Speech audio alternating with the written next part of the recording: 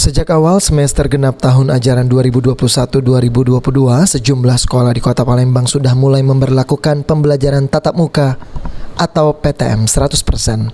Terkait hal tersebut, Wali Kota Palembang menegaskan jika hingga kini pelaksanaan PTM masih dalam kategori kondusif dari klaster COVID-19.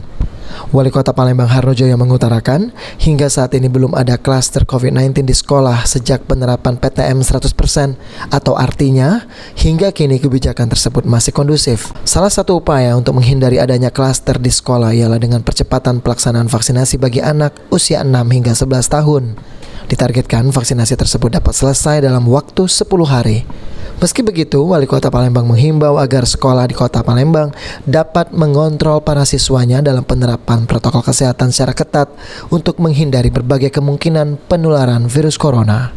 Saya kira kalau sudah kita upayakan dalam 10 hari sudah selesai. Jadi kita lihat dulu setelah kita rapatkan untuk secara serentak nanti di sekolahan. Sampai saat ini kan tidak ada klaster ya, Pak. Aman ya? Aman ya, Pak ya? Sandi Pratama, PAL TV.